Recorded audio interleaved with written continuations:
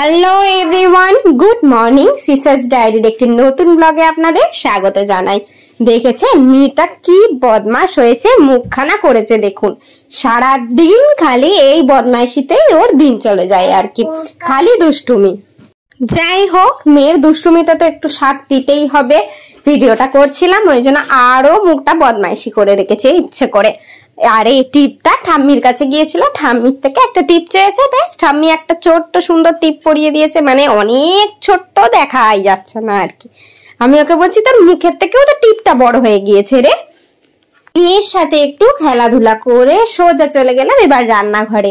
আজকে একটু চাল কুমড়োর তরকারি হয়েছিল, তেলের মধ্যে জিরে আর তেজপাতা শুকনো লঙ্কা ফোড়ন দিয়ে, যেমন হয় নর্মাল, আমাদেরও সেই রকমই হয়।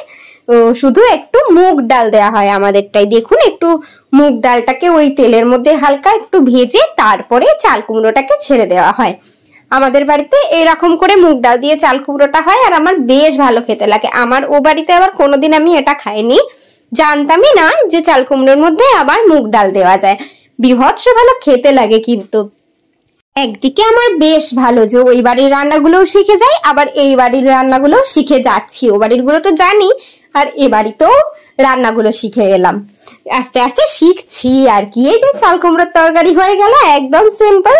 আর এই যে আমার ঢঙি মেয়ে, এই ভিডিও করছেন তিনি। আমি বলছি তুই যখন ভিডিওই করছিস, অটোমেটিক একা একা দাঁড়িয়ে দাঁড়িয়ে করছিল। যা হয়, বাচ্চারা তো মাকে দেখলে করেই। তো ও শুরু করে দিয়েছে। এই আমার বটুয়াটা নিয়েছে, এটা আমার বিয়েতে আমার দিদি ভাই দিয়েছিল, বিয়ের বেনারসির সাথে ম্যাচিং করে দিয়েছিল। ও তো খুঁজে খুঁজে সব কিছু বার করে, আর এই করে সারা দিন। ওর এগুলোই কাজ। কোথায় কি আছে ভালো ভালো জিনিস খুঁজে বার করবে আর নিজে সেটা নেবে আর ঘুরবে ফিরবে। ওর মানে আলাদাই ব্যাপার, সারাদিন ওর এই বদমাইশি করেই কেটে যায় আর কি। এখন যে ভয়েসটা দিচ্ছি, এখনো কিন্তু ভালো করে শুনছে যে ওর নামে কি বলছি। পুটপুট করে আমার দিকে তাকাচ্ছে আর কি, বদমাইশের একদম কাজ, বুঝতে পারছেন তো। আবার আমার দিকে তাকিয়ে পিট পিট করে হাসছে আমি এই ভয়েসটা যখন দিচ্ছি তখন। এই যে শুরু করেছে দেখুন, এইবার মুড়ি খাওয়া। ওর ঠাম্মি একটু মুড়ি মেখেছিল, সেখান থেকেই আবার একটু ভাগ বসিয়েছে, বলেছে আমিও খাবো। গেছে মুড়ি আমাদের ঘরে বসেছিল, বাইরে মুড়ি মাখা হচ্ছে। উনি আম তেলের গন্ধ পেয়ে ছুটে গিয়েছেন যে ঠাম্মি মুড়ি মেখেছো, আমাকে দাও।